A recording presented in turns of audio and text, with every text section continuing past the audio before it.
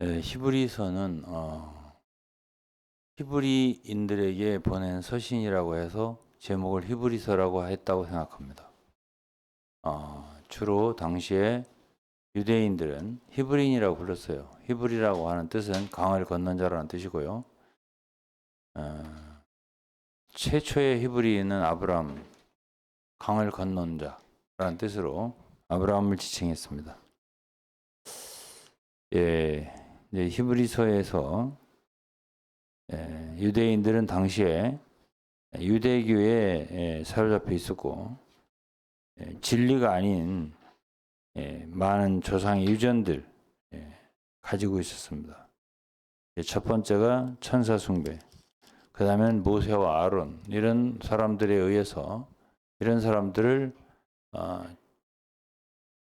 천사 숭배, 천사를 숭배한다든지, 그리고 모세와 아론을 높인다든지, 이런 거는 유대인들이 그렇게 많이 하고 있었고, 그로 인하여 주님도 대적하고 사도들도 대적하고 그랬습니다. 그 관념을 이제 돌이켜서 누구로? 예수 그리스도로. 그래서 써진 서신이 히브리서입니다. 1절부터 읽으면서 얘기했습니다. 옛적의 선지자들부터 여러 부분과 여러 모양으로 우리 조상들에게 말씀하신 하나님이, 선지자들이 말한 건 구약을 주로 얘기하는 겁니다. 여러 부분과 여러 모양과 한 선지자가 모든 걸 다 말하지 않아요. 이렇게 다 말씀의 짝을 퍼즐 맞추듯이 맞춰야 온전하게 되는 건데, 이 모든 날 마지막에 아들로 우리에게 말씀하셨다 했습니다. 아들은 예수 그리스도예요. 아들이 누구냐? 만유 후사이다. 만유를 상속받을 후사이다. 이렇게 말했습니다.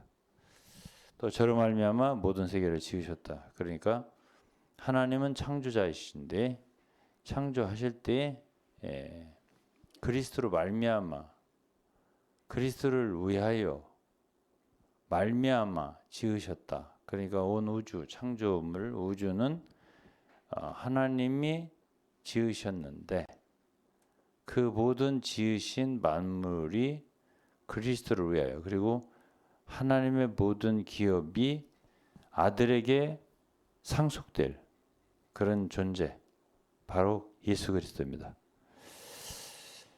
이는 하나님의 영광의 광채시요. 누가? 예수 그리스도가. 하나님은 영광이고요. 영광에서 광채가 나온다. 영광과 광채를 나누기 어렵습니다. 영광이 있기 때문에 광채가 있는 것이니까. 그럼 예수는 영광의 광채다. 하나님은 영광이다. 그러니까 하나님에게서 이 영광이 있기 때문에 광채가 나오는 거 아니에요. 그러니까 그걸 구분하기 참 어렵지만은, 그러나 영광은 영광이고 광채는 광채인데, 그 둘은 긴밀히 연결되어 있다. 또 본체 형상이다. 이것도 예수 그리스도를 얘기하는 건데, 본체가 누구라는 얘기죠? 하나님. 형상은 예수 그리스도. 그러니까 본체 형상이다. 예수 그리스도는 하나님의 본체이신 하나님의 형상이다. 우리가 예수 그리스도를 통해서 하나님을 알 수 있다. 그런 뜻입니다. 그분을, 예수 그리스도를 보지 않고서는 하나님을 알 수 없다. 그런 말씀이 되겠습니다. 그리고 그의 능력의 말씀으로 만물을 붙들고, 그의 말씀으로 만물을 창조하셨고 또 말씀으로 만물을 붙들고 있다고 하셨습니다. 그 말씀이 바로 그리스도인데요. 오늘 우리가 이 세상에 존재할 수 있는 것도 다 그리스도로 말미암은 것이다. 하나님 말씀으로 붙들고 있다. 우리가 오늘날 만일 이 땅에 존재한다면 다 하나님으로 말미암아 존재하고, 우리가 만일 이 땅에 존재하지 않게 된다면 역시 그것도 하나님으로 말미암은 것입니다. 그러면서 죄를 정결케 하는 일을 하시고, 그러니까 그리스도의 가장 큰 일이 바로 인류의 죄를, 우리 인간의 죄를 정결케 하신 일을 하신 것이고, 그 다음에 의염의 우편에 앉으셨다. 승천하셔서 하늘 보좌에 앉으셨다. 하나님 우편에 앉으셨다. 이건 다 사실들입니다. 그러면서 4절부터 이제 본론인데 이게 하나의 비교 용법입니다. 왜? 당시에 유대인들은 천사를 높였어요. 그러니까 이제 이 히브리서 기자는 천사보다 하나님의 아들 예수가 얼마나 뛰어난가를 비교하면서 말해 주었습니다. 천사보다 얼만큼 뛰어나면 누가? 예수 그리스도가 저희보다 더욱 아름다운 이름을 기업으로 얻으니. 그러니까 첫 번째는 이름입니다. 이름이 뛰어나다. 그래서 하나님 어느 때 천사 중 누구에게 넌 내 아들이라 오늘 내가 너를 낳았다 이렇게 한 적이 없다는 거죠. 이건 시편 2편이에요. 그 다음에 나는 그에게 아버지가 되고 그는 내게 아들이 되리라. 시편 2편 말씀이고, 그 다음에 사무엘하 7장에도 같은 말씀이 있습니다. 또 맏아들을 이끌어 세상에 다시 들어오게 하실 때에 모든 하나님의 천사가 경배할지어다. 저희 경배할지어다. 그러니까 맏아들을 이끌어 세상에 다시 들어오게 하신다는 것은 주님의 재림을 의미하는 거죠. 그분의 재림. 맏아들이에요. 그러면 오늘날 하나님에게는 독생자만 있는 게 아니라 많은 형제가 있다는 얘기예요. 형제가 누구죠? 거듭난 하나님의 자녀들이 다 그리스도 형제들이에요. 근데 예수 그리스도는 원래는 이 세상에 오실 땐 독생자로 오셨는데 그분이 죄를 정결케 하신 일 하시고 의염의 보좌 우편에 앉으셨을 때 지금은 그분은 맏아들로 존재하십니다. 그래서 이 세상에 다시 오신다. 이끌어 들이신다는 거예요. 누구를? 맏아들을. 예수 그리스도죠. 그럴 때 하나님의 모든 천사가 저에게 경배를 한다. 그랬습니다. 그러니까 천사들은 경배하는 존재다 이거입니다. 그 다음에 또 7절에 천사들에 관하여는 근데 6절에 하나님 모든 천사가 저에게 경배한다면 시편 97편에 있는 말씀이에요. 시편 97편 7절에 또 7절에 천사들에 관하여는 그는 그의 천사들을 바람으로 그의 사역자를 불꽃으로 삼으셨느니라. 이건 시편 104편에 있는 말씀이에요. 104편 4절. 104편 4절에 있는 말씀입니다. 천사들은 바람으로 혹은 사역자들을 불꽃으로 삼으셨다.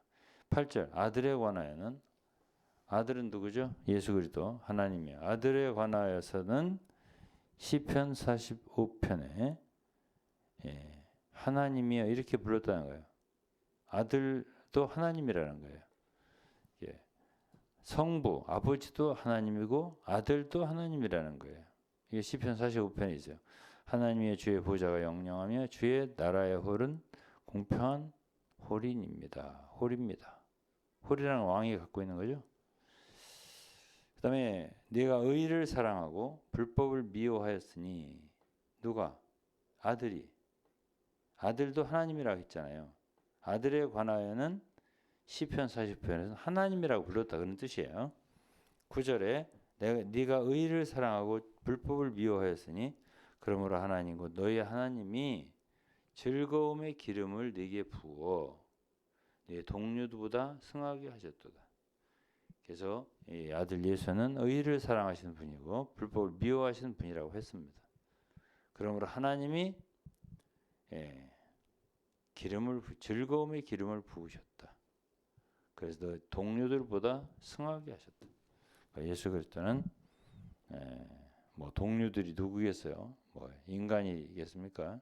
뭐 천사들이든지 높은 권세자들로 창조된 그런 동료들보다 훨씬 더 뛰어나게 창조된 분이 뛰어나신 분이 아들 예수다. 다음에 10절입니다. 주여 태초에 주께서 땅에 기초를 두셨으며 하늘도 주의 손으로 지으신 바라. 그것들은 멸망할 것이나 오직 주는 영존할 것이요 그것들은 다 옷과 같이 낡아지리니. 그러니까 하나님이 주 예수께서는 결국은 창조자로 나오는 거예요. 땅에 기초를 두셨다. 하늘도 주의 손으로 지으신 바 되었다.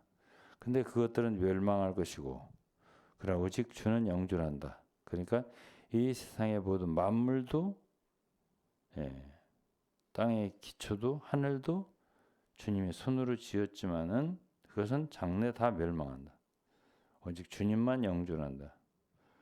다른 만물들 다 옷과 같이 낡아지고 의복처럼 갈아입을 것이지만 그들이 옷과 같이 변할 것이지만 주님은 여전하고 연대가 다음이 없다.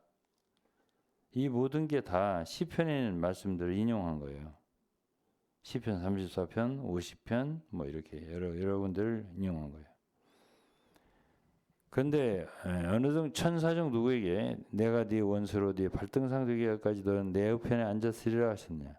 이거는 시편 110편이에요. 그래서 이제 이 히브리서를 보면은 성경을 많이 인용했어요. 구약을. 어떤 말을 해나갈 때 그냥 이렇게 나름대로 말한 게 아니라 다 구약에 있는 성경을 하나하나 대조해가면서 인용해가면서 말을 해나갔어요. 무엇을? 자기가 말하고 싶은 주장을. 어떤 주장이죠? 천사보다 아들이 왜 뛰어나냐? 이 얘기를 하는 거죠. 그것을 증거하기 위해서 자기의 말로 말하는 게 아니에요. 인간의 설득력 있는 말로 말하는 게 아니에요. 성경 근거를 가지고 얘기하는 거지. 시편 2편도 말했죠. 97편도 말했죠. 104편도 말했죠. 51편도 말했죠. 45편도 말했죠. 그다음에 110편도 말이죠. 이렇게 여러 군데 성경을 구절을 갖다가 인용해가면서 예수 그리스도가 천사들보다 엄청 뛰어난 분이다 라고 얘기를 하는 것이 히브리서 1장입니다. 그러면서 천사는 14절에 부리는 영으로서 구원 얻을 후사들을 위해 섬기라고 보내시면 아니냐. 그러니까는 천사들은 인간으로 숭배의 대상이 아니고 구원 얻을 후사들 누구죠? 우리 믿는 이들 후사들을 위하여 섬기라고 보내셨다. 이게 신약 성경에도 천사들이 가끔 나와요. 나오면 보면은 다 하나님의 종의 일을 하죠. 예를 들어서 베드로도 갇힌 적이 감옥에 그 다음날 잘못하면 죽임 당할 수 있었어요. 사도행전 12장에 보면은 그래요. 그다음에 이제 누구죠? 그 바울도 마찬가지예요. 바울도 사도행 16장에 빌립보의 감옥에 갇혔었습니다. 그런데 그때에 아주 위기에 있을 때 하나님이 누구를 보내냐면 천사를 보내요. 그래서 그를 구하신다고요. 자기 구원받은 후사들을 섬기라고 보내신다. 그러니까 천사들은 인간이 섬길 대상이 아니죠. 아니라 구원받은 후사들 한 자손들을 자녀들을 섬기라고 보낸 존재다. 이런 얘기가 되겠습니다. 그래서 우리가 이제 이 보면 사도행 12장에는 베드로가 꼭 죽을 줄 알았는데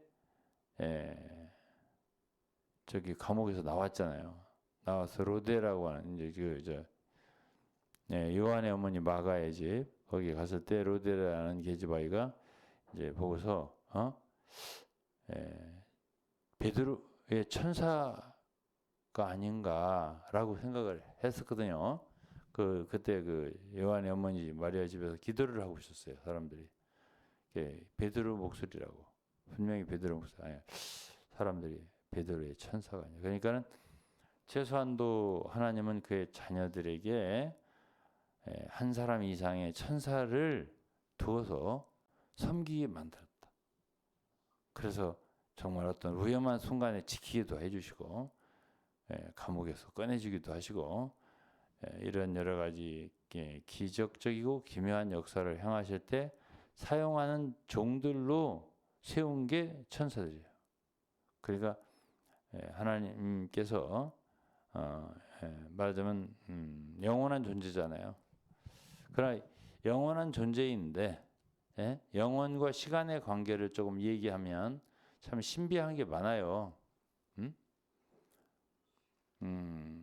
한번 여기서 이제 조금 주제를 벗어나 보겠습니다. 요한계시록의 21장과 22장에는 새 하늘과 새 땅이 나오고 새 예루살렘이 나옵니다. 그러면 천년 왕국까지는 시간이 있어요. 천년이라고 하는. 그러나 21장의 새 하늘 새 땅 그리고 새 예루살렘이 왔을 때는 그거는 영원입니다. 영원. 영원이라고 하는 거는 이 창조 이전이에요. 이 창조물이 있기 전에. 그때는 창조물이 없고요. 영원이니까. 근데 영원이라고 하면은 이 시간이라고 하는 그 개념이 없는 거죠. 영원이니까. 그래서 이제 시간은 하나의 시작부터 끝까지 이렇게 직선이라고 표현한다면 이렇게 직선으로 표현할 수 있겠죠. 근데 영원은 직선으로 표현 안 해요. 그러니까 원으로 표현한다. 원으로. 왜냐하면 시작과 끝이 없어요. 영원이니까. 안 그렇겠어요? 어? 그런데 이것이 참 해석이 어렵습니다. 왜 그러냐면은 영혼에도 시간적인 요소가 전혀 없을 수가 없어요. 자, 천사들이 왔어요. 사람들을 접촉한단 말이에요. 그러면 천사들은 영적인 존재예요. 그게 하늘에 있는 존재예요. 하나님의 종들이니까. 섬기고 있잖아요. 하나님을. 근데 보내심을 받았으면 이 땅에 시간 속에 들어오잖아요. 그렇죠? 예수 그리스도 마찬가지예요. 하나님의 아들이잖아요. 우리가 성탄절을 보냈잖아요. 그럼 이 세상에 출생하셨잖아요. 응? 그때부터 예수 그리스도는 1살, 2살, 3살, 30살 이렇게 시간 안에서 자라잖아요. 근데 원래 그분은 하나님 품속에 있는 독생자, 영원한 존재란 말이에요. 그리고 요한복음 3장에 보면은 그분은 하나님 함께 계시고, 그러니까 하늘에서 내려왔고 동시에 지금도 하늘에 계신 분이라고 했거든요. 하늘에도 계셔. 영혼을 갖고 계셔요 지금. 그리고 그러면서 시간 속에 또 있어요. 그렇잖아요. 그러니까 시간과 영혼의 관계를 갖다가 한마디로 설명하기라는 거는 되게 어려운 거예요. 되게 어려운 거예요 이게. 왜 그래요?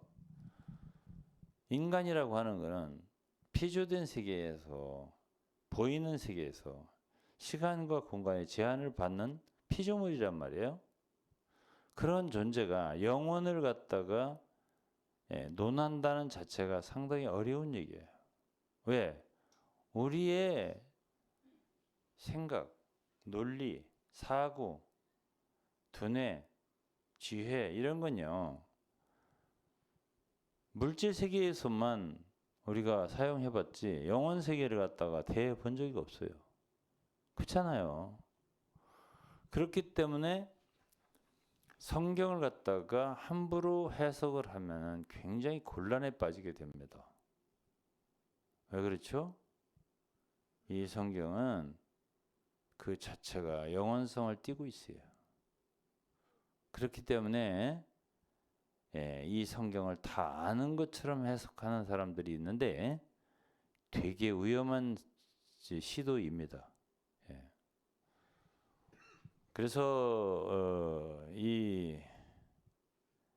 그런 비록 그 인간이 피조된 제한된 시간 속에서 살고 있지만 거듭난 우리 성도들은 역시 영혼과 제한된 시간을 함께 가지고 있고 향유하고 있다. 이렇게 생각하면 돼요.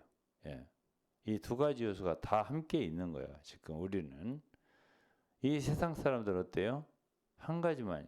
시간 속에만 존재하는 거예요. 근데 우리는 이 영혼을 갖고 있어요. 영생이 그거예요. 바로 영원한 생명. 그러니까 그건 시간과 공간에 제한이 없는 거라고요. 그래서 구원받은 존재들은요, 예, 우리는 아주 기묘한 그런 예, 생명을 예, 가지고 있고 누리고 있다고 봐야 되지. 그래서 이제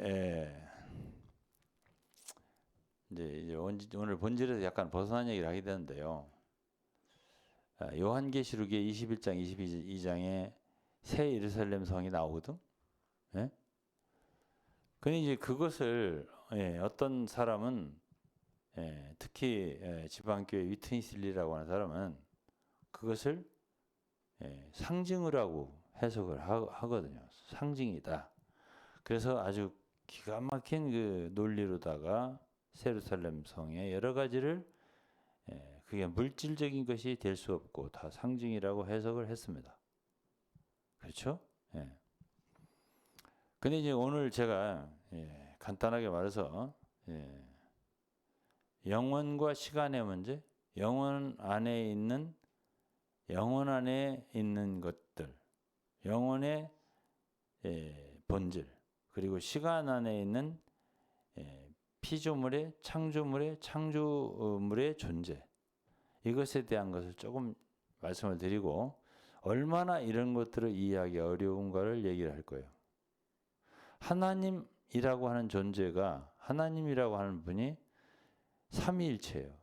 우리가 이 인간이 삼위일체 하나님을 뭐랄까요?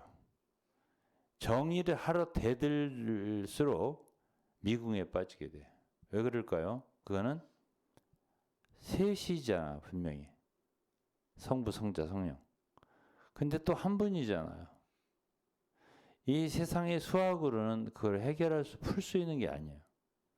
셋이자 하나니까.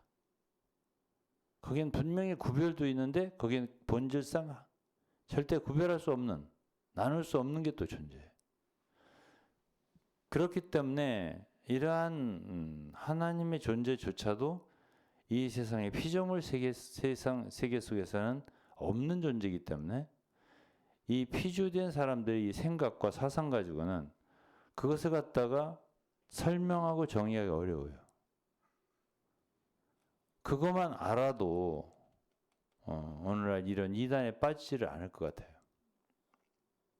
그래서 어거스틴이라는 사람은 삼위일체 하나님을 삼위일체 하나님을 논한다는 자체가 대양을 갖다가 한 대야에다가 물을 떠놓고서 이게 대양이다 이렇게 말하는 식이 될 수밖에 없다 이렇게 표현했습니다. 그런 것처럼 저는 위트니슬리라고 하는 사람이 21장 22장 요한계시록의 새 예루살렘을 물질이 아니다. 상징이다. 요한계시록 1장 1절에 상징으로 표현했다는 뜻이 signified라는 말이 들어있어요. 그렇다고 해서 모든 요한계시록 21장에서 22장까지가 다 상징이다. 이렇게 해석을 했거든요. 그러니까 그렇게 해서 새 예루살렘도 실제적인 어떤 물질적인 성이 아니다. 이렇게 표현했단 말이에요. 그런데 이제 좀 간단하게 이걸 얘기하고 히브리서 갈게요. 자, 요한계시록에 거기에 나오는 벽옥이라든가 보석들 또 진주, 금 이런 게 나오거든요. 근데 이 영혼 속에 존재하는 그 있습니다. 예를 들어서 네 생물, 하늘을 보니까 요한계시록 4장에 5장에 그 누구죠? 사도 요한이 하늘로 이끌려서 하늘의 광경을 보니 거기에 네 생물이 있더라는 거지. 그래서 얼굴 하나는 송아지, 하나는 사람, 하나는 독수리, 또 하나는 송아지, 독수리, 사람, 사자 이렇게 넷이에요. 네 가지가 나와요. 네 생물이 있는데 이런 것을 누가 봤다고? 요한 사도가 봤다고요. 어디에 있는 걸? 하늘에 있는 걸. 그리고 거기에 보좌가 있더라고 했거든요. 예? 보좌가 있더라. 보좌 앉으신 이가 있더라. 그러면 이런 모든 것들이 다 상징이라고 얘기를 해야 되거든요. 다. 계시의 전체가 다 상징이야. 그러면 아무것도 없는 거야. 다. 아무것도 없고 예? 내 생물도 뭐 사람 무슨 사람이야. 송아지는 무슨 뜻이야. 그냥 뜻만 해설하면 돼. 예? 독수리는 독수리의 뜻만 해설하면 돼. 이런 식으로 할 수 없다는 거예요. 제 얘기가. 예? 그래서 요한 사도는 계시록 요한계시록 1장에 보면은 자기의 본 것을 다 증거해야 하느냐 그랬어요. 자기의 본 것을 다 증거해야 하느냐. 그러니까 본 것이 있어서 증거한 거예요. 본 것이 있기 때문에. 그리고 그 상징으로 표현된 게 있어요. 예를 들어서 7별이다. 주 예수님의 오른손에 7별이 있더라. 그렇죠? 그리고 또 거기에 7 금초대가 있더라. 그랬습니다. 근데 그 상징이에요. 근데 그거를 주님이 친히 또 해석을 해요. 1장 20절 그 후반부에 보면 7별은 7교회의 사자요. 이렇게 해석을 해 주세요.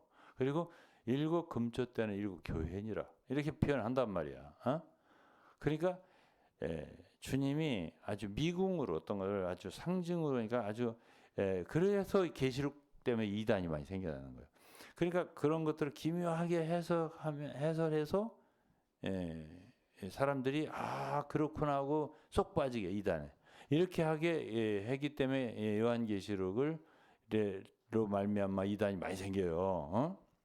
기묘하게 그 상징 풀이를 하면 그게 진짜 그런가 하고 빠진단 말이에요.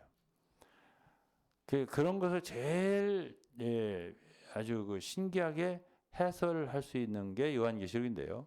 우리가 요한계시록 계속 쭉 읽어보면 절대 그럴 수 있는 성경이 아닙니다. 예를 들어서요. 요한계시록 12장에는 해를 입은 한 여자가 나와요. 근데 그것을 요한계시록 12장 1절에 보면은 하늘에 한 이적이 보이니 그랬습니다. 이적이 바로 상징이에요. 사인이란 말이에요. 그러니까 상징은 상징이라고 얘기를 한 거예요. 이렇게. 그건 상징을 해석할 수밖에 없어요. 그럼 해를 입은 게 무엇일까? 그 다음에 발 아래는 달이 있더라. 달은 무엇일까? 12별의 면류관을 갖고 있었더라. 이 12별은 무엇일까? 이런 것들은요, 다 해석하기가 별로 어렵지가 않아요. 왜? 해는 바로 태양, 예수 그리스도. 그 시대, 바로 신약 시대를 의미하는 거고, 달은 발광체잖아요. 해는. 그러나 달은 아니잖아요. 반사체잖아요. 그때 그 율법 시대라고. 그렇잖아요. 12별은 12족장들을 얘기한다고요. 유다부터 뭐 시작할지 아니면 르벤부터 시작할지 모르지만 이스라엘 12지파 12족장들 이렇게 이스라엘을 의미한단 말이에요. 그러니까 역대의 모든 하나님의 백성들을 통칭할 때 그게 해를 입은 한 여자 이렇게 얘기할 수가 있는 거고, 그렇죠? 그래서 이제 그가 대치하고 있는 게 바로 큰 용, 옛뱀, 사탄, 마귀로 대치하고 있다. 그리고 그 여자는 출산을 위해서 아파서 부르짖더라. 산고의 고통. 그거는 온 모든 하나님의 백성들이 시작부터 끝까지 이 대적을 물리칠 자 누구죠? 이기는 자들을 산출하기 위한 하나의 고통을 받고 고난을 받고 있는 모습을 상징적으로 보여주고 거기서 이기는 자들 어떤 모습을 띠고 있다.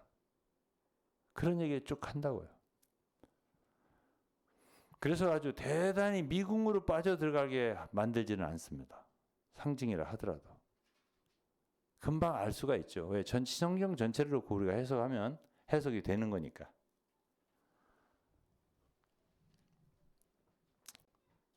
뭐 가령 적그리스도를 해석하는 것도 마찬가지입니다. 예? 지혜로운 자들을 총명한 자는 그 수를 세어보라. 그 수가 666이니라. 그러니까 완전히 미궁으로 떨어뜨려서 사람들로 하여금 어떤 특별한 어떤 사역자가 해석을 잘하는 사람이 나타나서 신기한 방법 풀이해야만 알고 그렇게 하도록 성경을 쓴 게 아니에요. 요한계시록이.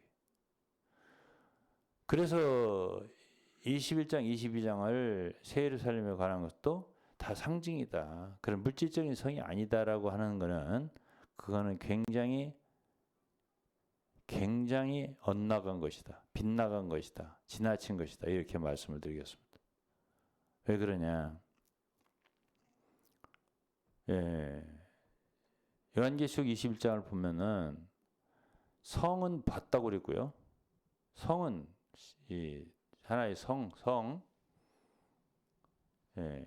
그게 하나의 시티라고 했어요. 도시. 성은 보았는데 성 안에 성전은 보지 못했다 그랬어요. 본 건 봤다고 했고 보지 못한 건 보지 못했다고 했어요. 그렇죠? 그러니까 그걸 전부 다 상징이라고 안 되죠. 그렇지 않습니까? 그 다음에 이 영원 속에 있는 존재들은요, 시간 속에 있는 피조물과 다를 거라고 생각합니다. 예를 들어서 보좌를 보니까 거기에 눈들이 가득하더라 그랬어요. 바퀴가 있고 눈들이 가득하더라.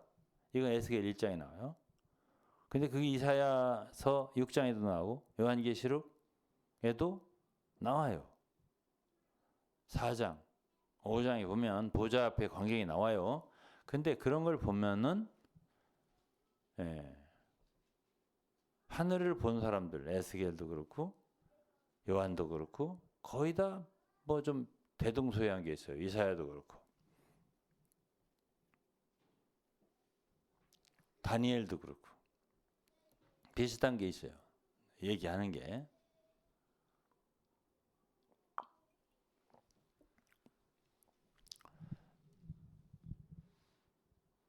그럼 그 모든 것이 영혼 속에 있는 것들은 다 물질이 아니다. 이렇게 말하면 곤란합니다. 왜 그러냐면 우리가 부활할 때 몸을 가지고 부활하거든요. 몸이 있어요. 예? 부활하신 주 예수님도 몸을 갖고 계셨고 만져보라고 했잖아요. 몸이 있다니까요. 사도신경 매주 외우잖아요. 몸이 다시 사는 거고 영원히 사는 걸 믿는다고 우리 고백하잖아요. 물질이 있다고. 그런데 그 물질이 이 창조 세계에 있는 금이나 보석이나 그런 건 아닐 거다라고 생각하는 거지. 보다 더 완전한 그런 근원적인 어떤 물질일 거다. 왜 그러냐?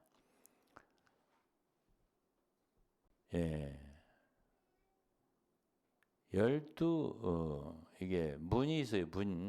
새 예루살렘에 한 정사각형이에요. 이 새 예루살렘 성은 저기 정사각형이라고요.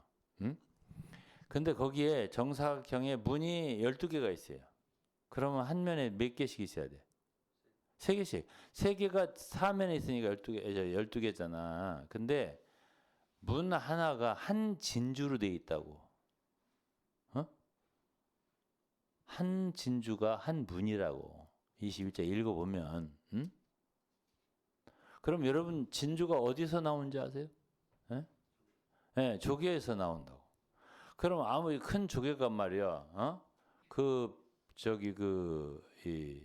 새 예루살렘의 벽이 144규빗인데요. 그렇게 큰 문이 한 진주로다가 되어 있다. 어떤 조개가 그렇게 큰 놈의 조개가 이 세상에 있냐고요.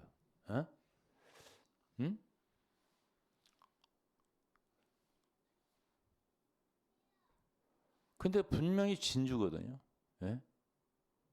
그러면 진주의 원형은 이 세상에는 조개에서 얻지만은 영원에 있다고 봐야지. 그렇지? 우리 한번 생각만 해보자고요. 예? 그러니까 영원 속에 있는 어떤 것들을 갖다가 완전히 시간으로 시간 속에는 피조물, 창조물을 가지고 해석하려고 하면 해석이 안 돼요. 그건 될 수가 없어요. 그리고 벼곡이라고 하는 보석은 뭐라고 하냐면 21장에 크리스탈 클리어 자스퍼 이랬어요. 그러니까 완전히 맑은 유리보다 더 맑고 완전히 클리어한 그런 보석. 벼곡이 그런 벼곡은 없어요. 이 세상에. 예? 그러한 존재, 그런 보석 이런 게 새 예루살렘 보석이에요. 그렇다라고 한다면은 우리는 이 육신을 갖고 이 피조물 세계 속에서 물질을 보고 살아. 근데 그것으로 새 예루살렘을 해석하면 안 돼요. 왜? 그건 영원 속에 있는 어떻게 보면 완전한 이 세상에서 볼 수 없는 어떤 것들이라고 봐야 되거든. 우리가. 거기에 눈이 가득하더라. 그 눈이 저기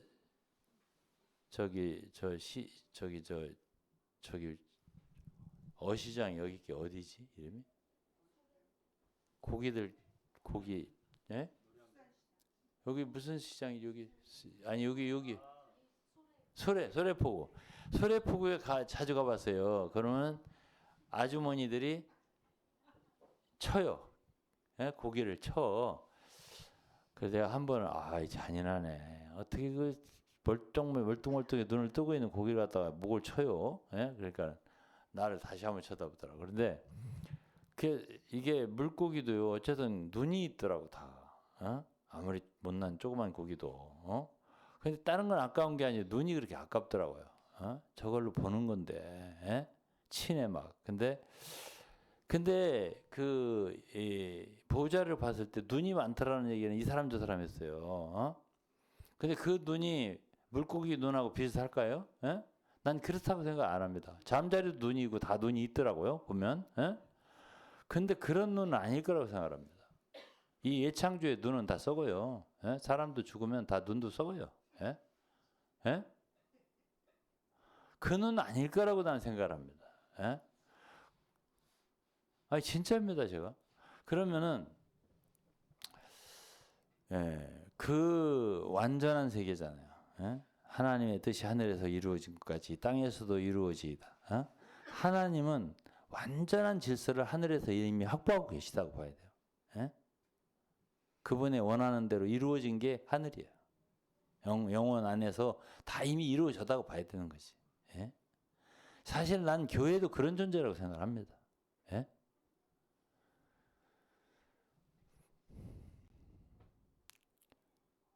그런데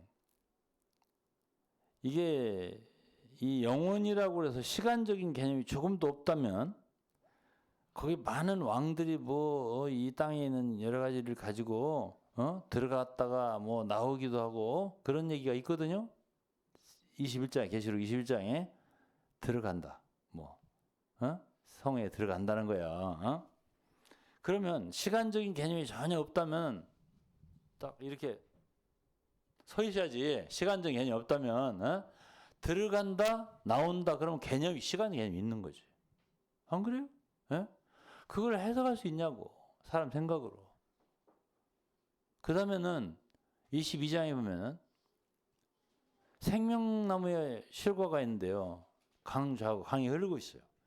강이 흐르는 것도 마찬가지예요. 흐르는 것도 시간적인 개념이 흐르는 게 아니라 그냥 영원히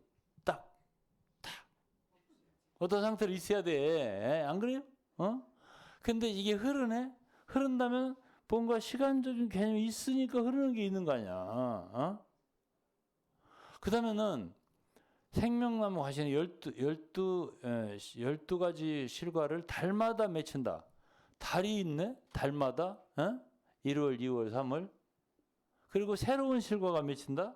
그렇다면 거기에 시간적인 개념이 있는 거지. 없어요? 아니, 그 해석을 한번 생각해 봐요. 근데 그렇게 쉽게 생각을 할 수 있겠냐고, 성경을.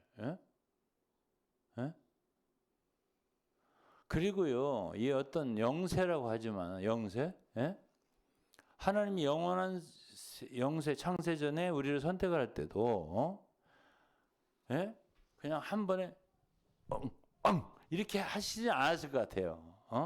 하나하나 이렇게 예? 선택을 했다고 봐야지. 예? 무시간 개념. 예? 그렇게만 생각하기는 어렵습니다. 우리가 예? 그렇기 때문에 내가 위트니스리를 한마디를 딱 지적을 한다면 당신 어떻게 용감해? 예? 당신 머리도 피조된 머리야. 어떻게 영원 세계에 있는 하나님의 작품을 그렇게 당신의 머리로다가 해설을 해서 정의해서 이렇다 이거예요.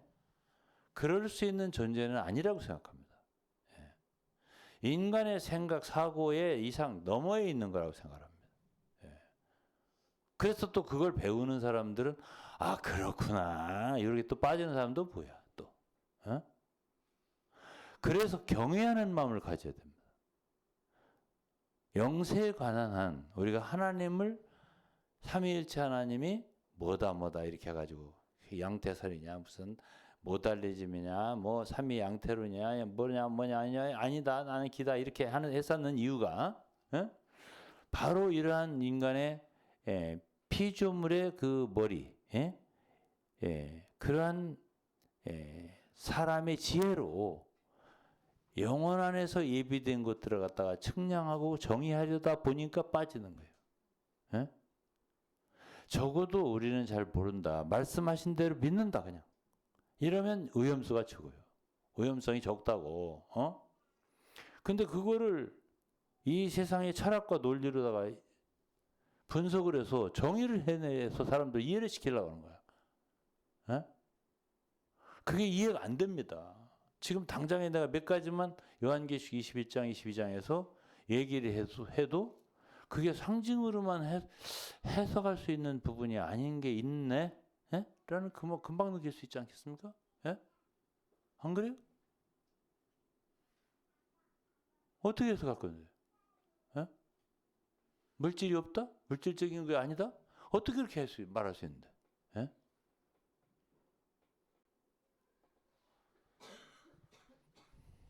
그래서 그렇게 말하자면 함부로 그 영혼 안에 있는 어떤 것들을 가보지도 못하고 가서 접촉도 안 해보고 만져도 안 보고 지나 내나 별 차이가 없을 텐데 뭐 이렇게 다 아는 것처럼 얘기를 해? 가봤어? 바울 사도는요 갔다 왔어도 말 다 안 했습니다. 삼층천을 갔다 왔어요. 저희 간증했습니다. 그렇지만은 거기서 말할 수 없는 말을 들었다. 그렇습니다. 그리고 나를 보는 바에 더 사람들이 더 높게 나를 이상하게 더 특출하게 볼까봐 난 말하지 않겠다. 이랬습니다. 이것이 그렇게 쉽게 설명할 수 있는 게 아니에요. 인간이 피조물이 감히 창조주의 세계 속에 있는 모든 것들에 대해서 아는 것처럼 그렇게 말하면 안 돼요. 하나님 존재 자체부터 그래요. 그렇죠? 자, 그렇다라고 한다면은, 우리는 히브리서에서 뭐를 생각할 수 있냐면은, 어쨌든 지금 히브리서에서 얘기하고 있는 천사들도 피조물이에요. 그 위치가 있어요. 천사들도 피조물이에요. 원래부터 있는 존재 아닙니다. 영원부터 영원까지 존재하는 분은 오직 하나님 한 분이에요. 천사들은 하나님이 피조된 존재야. 근데 사람이 빠지는 함정이 뭐냐? 피조물을 창조주보다 더 경배하며 섬긴다 그랬어요. 로마서 1장에 그랬거든. 왜 그러죠? 인간이 어리석으니까. 그래 창조주 하나님에 대한 인식이 너무 부족한 거예요. 인간이. 예? 그래 천사 숭배를 맨 먼저 깨는 것이요. 그러니까 히브리서 1장과 2장은 천사 숭배에 대한 것을 깨는 거예요. 근데 이제 예수 그리스도가 이 세상에 오셨을 때 천사보다 조금 못하게 함을 입은 자라고 했거든. 예수 그리스도께서. 그러다 보니까 이제 천사 숭배에 빠진 거예요. 예? 그렇지 않다 하는 걸 얘기하죠. 그러면서 2장 1절부터 보면 그 들은 말씀 있잖아요. 우리가 받은 복음이나 말씀 이런 게 영원한 거예요. 베드로전서 1장에 보면 우리가 거듭난 것은요. 썩지 않은 씨로 됐다고 그러는데 그거는 항상 있는 하나님의 말씀으로 되었느니라. 진리 이거는 영원한 거예요. 영원한 거라고. 그러니까 우리는 영원한 것을 받은 거야. 받은 사람들이거든. 그러니까 오늘 영세에 대해서 조금 제가 얘기를 했어요. 그럼 영원한 기업이 있어요. 우리에게는. 에? 그걸 우리가 물려받는 거고 지금 현재 모든 것은 다 누구에게 주셨다고요? 그리스도에게. 그리스도가 만유의 후사예요. 하나님은 그분의 만유를 아들에게 주셨다고. 근데 우리는 왜 선택함을 받았고 아들이 됐죠? 아들들이 됐죠? 그분의 기업을 함께 그리스도와 공유할 수 있는 존재로 지으신 거예요. 우리를 선택했다고. 그 이야기가 로마서 8장에도 나오고 에베소 1장에도 나오고 그렇잖아요. 그러니까 이건 보이지 않는 거예요. 우리의 소망은 사실은 보이지 않는 거예요. 영원 세계에 있는 거니까 그래요. 그죠? 그게 없는 거다. 위트니스 없는 거예요. 아무것도. 그러면 소망이 없는 거야. 어? 공이야 공. 제로. 어? 해석하다 보니까 그렇게 되는 거야. 인간의 머리를 해석을 하다 보니까 제로가 돼버리는 거야. 어? 왜 있는 것을 없다고 하냐고. 당신이 뭔데? 에? 그러니까 이단이라고 하지. 에? 에? 성경에 분명히 있다고 하죠. 봤다고 그러는데 왜 없다고 하냐고. 어? 요한 사도는 봤다. 어? 본 것을 다 증거했다. 왜 없다고 하냐고. 그거를 당신 뭔데? 에? 그러니까 적그리스도라고 하는 거라고. 어? 이단이란 말이야. 어?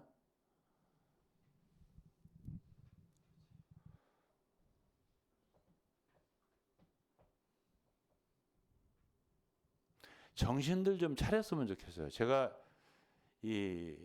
지금 현재 지방교회에 있는 많은 분들이 있습니다. 제가 이 얘기 하나 할게요. 이 얘기는 제가 한번 할까 말까를 제가 오랫동안 고심했는데 한번 할게요. 제가 그것을 떠난 게 24년 전입니다. 24년 전이에요. 그런데 저는 별로 꿈을 안 믿습니다. 제가 꿈 얘기하는 적 들어봤어요? 여러분도 꿈 들어봤 20년 동안 있었는데 저하고 꿈 얘기 들어봤냐고. 그 꿈 얘기 해서 그러면 저기 구약 성경에 보면 쳐 죽이라고 그랬습니다. 꿈 잡고 얘기하고 해서. 이렇게 꿈을 신뢰하는 사람이 아니에요. 제가. 근데 성경에는 이게 생신지 꿈인지 잘 모르고 그런 게 있습니다. 베드로도 그런 적이 있어요. 예? 예. 아 이게 꿈이 아니네. 이렇게 하고서 막 자기 손에 있는 수갑이 풀려나고 막 이렇게 하고 있거든. 어? 그리고 사도 바울도 고린도서 12장에 보면 내가 몸 안에 있으니 몸 밖에는 모르겠다. 어? 이게 지금 내가 지금 어떻게 된 건지 모르겠다. 이런 비슷한 하면서 환상이라고 했거든. 그렇죠? 그러면 제가 있잖아요. 그때는 꿈을 꾸는데 새벽이에요. 아침에 일어나는데 아들 같기도 하고 동생 같기도 하고 그래요. 그 얼굴 모습이 그래요. 근데 완전히 굶주린 얼굴이에요. 거짓골을 하고 있어. 그 얼굴이 뭐라고 표현하기가 어려운데 못 먹어서 완전히 피가죽만 남은 그런 듯한 얼굴이에요. 그래서 내가 너 왜 이렇게 됐냐? 어? 그리고 눈물이 그렇게 나는 거예요, 내가. 그리고 깼어요. 응? 깼어요. 깼는데 그 흐르던 눈물이 깼어도 계속 나는 거예요. 그런 꿈 꿔본 적 있어요? 아니 깼으면은 꿈이네. 아이고 꿈이라 다행이네. 이렇게 되는 거 아니야. 대체적으로 우리가. 근데 깼는데도 여전히 눈물이 나는 거예요.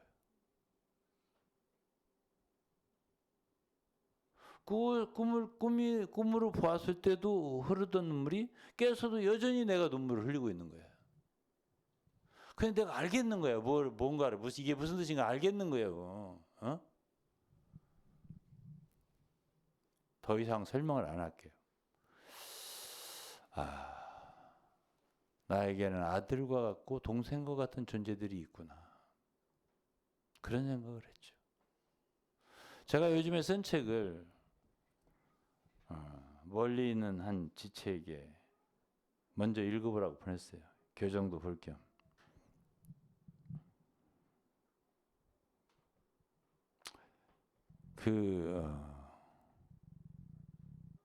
사람이 나에게 이렇게 표현하더라고요.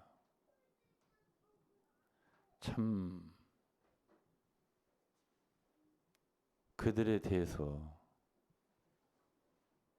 아직도 못 놓고 붙들고 어떻게든지 깨닫게 하려고 애를 쓰는 그 모습이 아주 절절하게 느껴진다 그러더라고요. 책에서.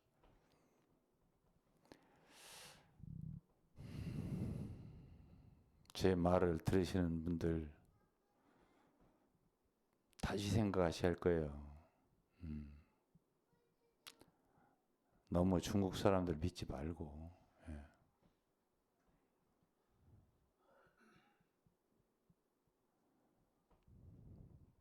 왜냐면 그분들을 사기꾼이라고 하는 사람들도 있어요. 지금. 예.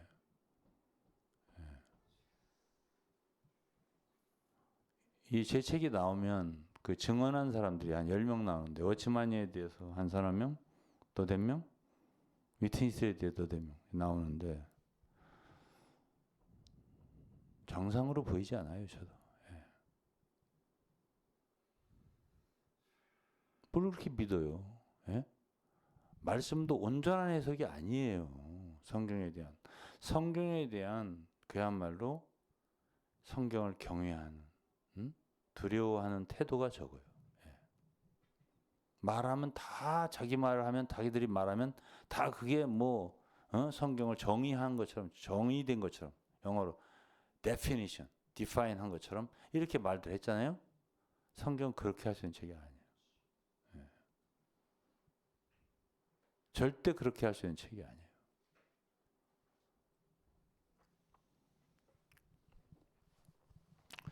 이 장 좀 읽고 마칠게요. 그러므로 모든 들은 것을 우리가 더 간절히 삼갈지니 혹 흘러 떠내려갈까 염려하노라. 그러니까 이 들은 것은 성경 말씀이에요. 어치마니 위트니스 메시지가 아니야. 성경을 얘기하는 거지. 내가 1장도 말했잖아요. 1장도 히브리서를 쓴 기자가 칼빈은 바울이라고 확신한다고 그랬어요. 저도 바울이라고 생각해요. 히브리서를 쓴 사람이. 그래서 참 여기에 저자를 분명히 밝히지 않은 책이 히브리서니까 그거는 약간은 그 퀘션 마크를 둬야 될 부분도 있어요. 그러나 어쨌든 1장도 보면은 이것저것 성경 주로 시편을 많이 인용했는데 벌써 1장만 해도 하나, 둘, 셋, 넷, 다섯, 여섯, 일곱 여러 구절들을 인용해가면서 한 장을 완성했다고. 무엇을? 천사 숭배하지 마라. 그들은 여러분들을 부리는 종이다. 이렇게 결론을 맺었어요. 그리고서 2장에 가서 모든 들은 말씀을 흘러 떠내려가지 마라. 왜? 우리들은요, 들은 말씀이 쉽게 우리에게서 기억에서 빠져나가는 수가 있기 때문에 그러는 거예요. 이 들은 말씀을 우리 속에 깊숙이 간직하고 말씀이 거하게 하는 이것은 너무 중요한 거예요.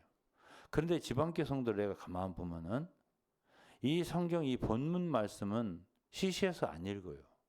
이게 중요한 건데. 이 말씀이 중요한 건데. 예?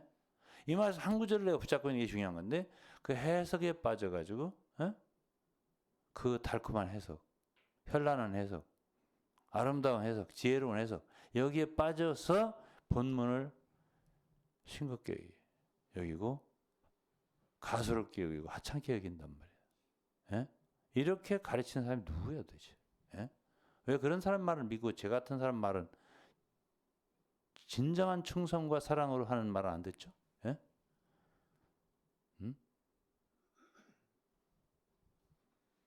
그래서 결국 이제 3장, 4장 이렇게 5장 얘기 이제 다 얘기 오늘 못 하고 마칠 텐데요.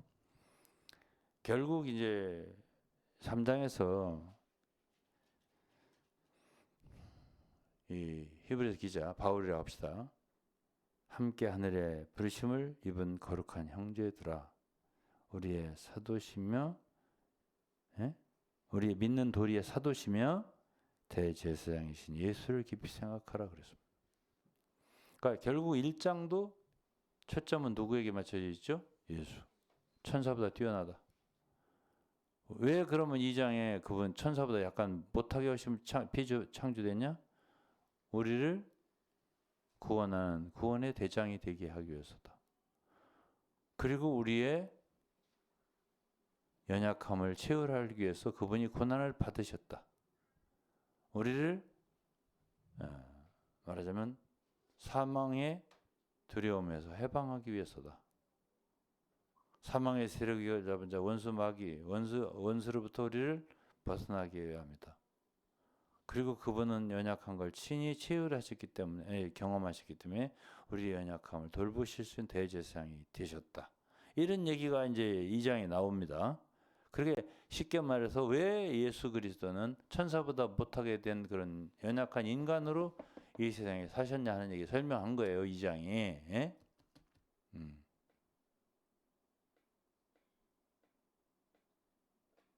그리고 3장에서 우리의 믿는 도리의 대제사장 그리고 사도는 예수라고 얘기를 했어요. 예? 왜 그러죠? 예? 바울이 사도입니까 아닙니까? 사도죠. 베드로는 사도예요. 그렇지만 그 사도들은 문제가 안 돼요. 근데 유대인들에게 모세와 아론과 이런 제사장 체계 이런 건 굉장한 의미를 갖고 있어요. 그리스도를 대체할 정도가 된 거야. 그 인물들이. 바울 사도는 그의 사신을 읽을 때 결코 자기 자신을 그리스도를 대체할 수 있는 사람으로 사역을 안 했습니다. 그런데도 1장만 읽어보시죠. 너희가 바울의 이름으로 침례를 받았느냐?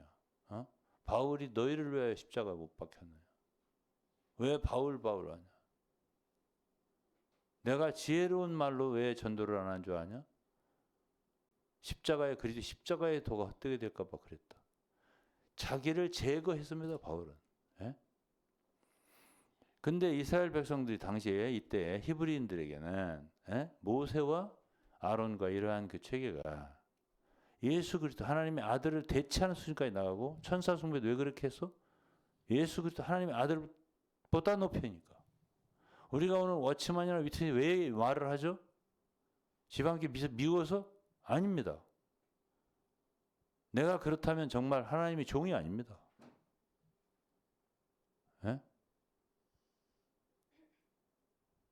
왜 말하죠? 그들 속에 그리스도를 대체하는 수준까지 갔으니까요. 나는 이런 소리 들었으면 좋겠어요. 유동근이라고 하는 그들은 형제라고 하거든요.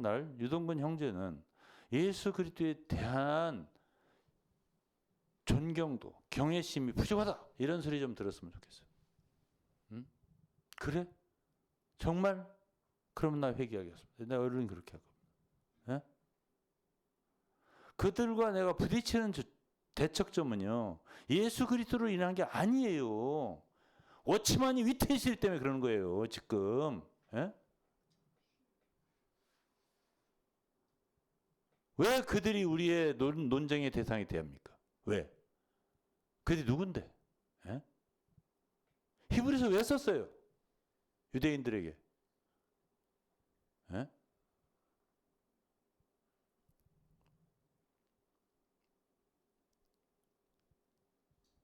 여기서요, 3장을 쭉 읽어보세요. 3절에 저는 모세보다 더욱 영광을 받을 만한 것이 마치 집 지은 자가 그 집보다 존귀함 같으니라.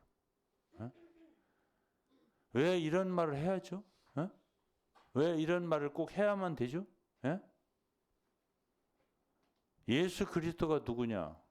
그분은 만물을 창조하신 하나님이다.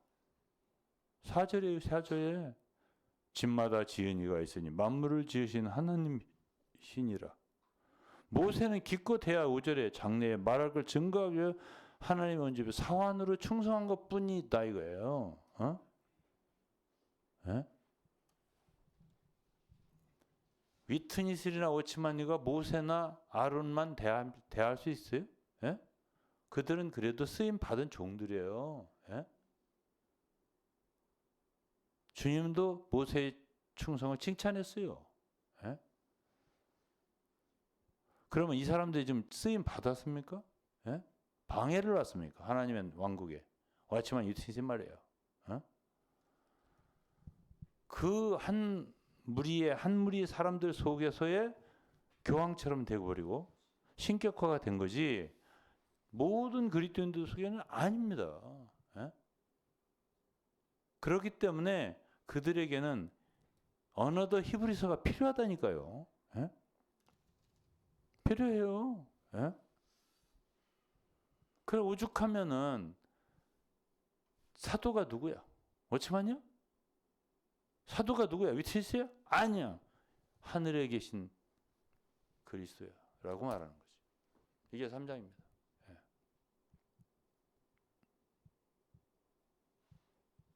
꼭 그렇게 비교할 만한 대상을 만들어 놔야 되겠어요? 예? 하나님의 자녀들 속에? 응? 그것이 하나님의 백성들의 안에서 하나님을 대적하는 일이 아니면 무엇이겠습니까? 예? 하나님의 자녀들, 주님을 사랑하는 자들 데려다가 엉뚱한 데다가 빠지게 만들고 주목하게 만드는 게 누구예요? 그게 지방교회의 가르침이란 말이야. 워치만 유틴슬리에. 그래서 내가 이거를 안 된다고 하는 얘기를 하는 거예요. 안 된다. 예? 여기 뭐라고 했습니까? 우리의 사도시고 믿는 사도시고 대제생 예수를 깊이 생각하라. 예수를 깊이 생각하라고 했지 워치만을 깊이 생각하라고 했나? 어? 워치만의 생애와 사상이다 해가지고 돌아다니면서 세미나 하고 또 울고 어? 왜 그러시죠 도대체? 예? 위트니스는 또 뭐예요? 또 도대체? 예?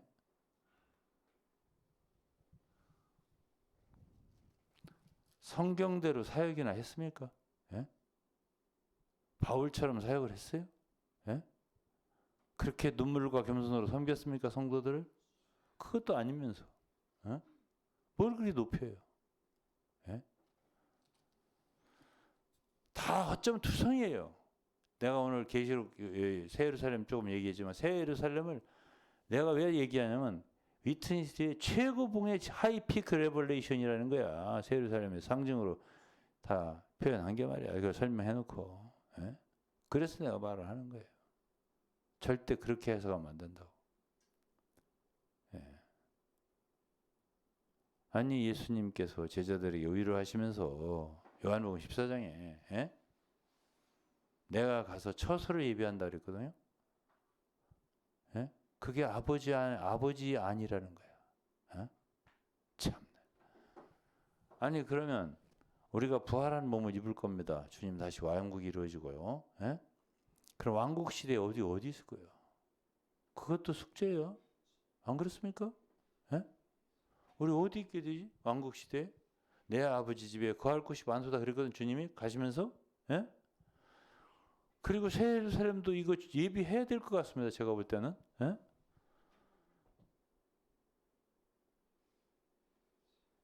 이미 다 완성됐다고 할 수도 있지만 내려오는 거 봤으니까 요한이. 예? 그러나 모든 계시는 양면이 있는 거죠. 예? 물론 하나님 편에서는 모든 게 예비됐다고 볼 수도 있어요. 그러나 어쨌든 주님께서는 예비하러 간다니까 거처를. 내 아버지 집에 거할 것이 많도다. 그러면 적어도 우리를 위해서 우리가 거할 아름다운 처소, 낙원이 있을 수 있겠죠. 어? 아니 그런 게 소망이 되면 좋지 않아요? 또 우리가 얻을 기업이 있다 했어요. 기업, 영원한 기업. 보이는 것을 누가 바라리요 그랬습니다. 바울 사도가 로마 8장에 보지 못한 것을 바란다면 참음으로 기다릴지니라 했어요. 그 뭔가 어쨌든 가나안 땅으로 예표된 아름다운 것, 풍성한 것으로 예표된 장래 우리 믿는 이들의 기업은 있다고 저는 봅니다. 에? 모든 성도들이 다 얻는다. 그렇게 말 안 했어요. 에? 그건 아마 주님의 재림과 하면 천년왕국 시대를 얘기할 수도 있어요. 죄를 짓는 사람, 육체로 행하는 사람들에 대해서는 가라디아 5장에도 그렇고 에베소도 똑같이 말하는데요. 하나님과 예수 그리스도의 왕국에서 기업을 얻지 못하리라고 그랬습니다. 그건 교회에다 말한 거예요. 성도들에게 말한 거예요. 왜? 육체로 행하고 죄를 짓고 불의를 행하고 기업을 얻지 못한다. 그럼 기업이 있다니 장래. 그렇지 않습니까? 모든 걸 다 상징으로 다 얘기를 해놓고 소망을 갖다가 재료로 만들어 놓은 사람이 이트니스리라고 생각합니다. 왜 그런 사람 말을 믿고 제 말을 안 믿습니까? 저는 성경을 더 가깝게 얘기를 믿도록 도와주는 사람인데. 예? 그래서 제가 말씀을 드리는 것이고, 저는 제가 아까 꿈 얘기를 했지만은 예? 양식 같지 않은 양식을 30년, 40년씩 먹고 말이야. 예? 그렇게 먹으니까 바싹 마르지. 예? 마를 수밖에 없는 거예요. 예? 소도 아니고 말이야. 예? 소나 짐승들은 마른 그 풀 같은 거 먹어도 되는 것 같은데 사람은 안 되죠. 예? 양분이 있는 자양분이 넘치는 양식을 먹어야지. 안 그런가요? 예. 여기까지 오늘 얘기를 하겠습니다.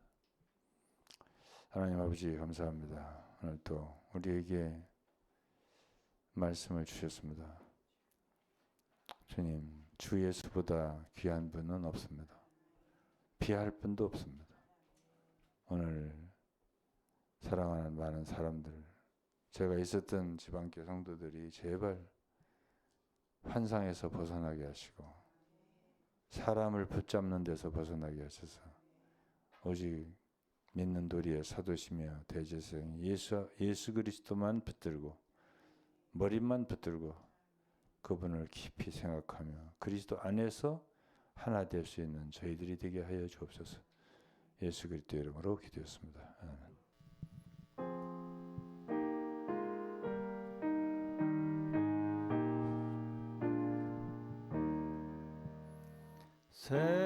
세상에 헛된 신을 버리고 하나님 이름 높여 기리세 온 천하 백성 모두 나와서 다 같이 하나님만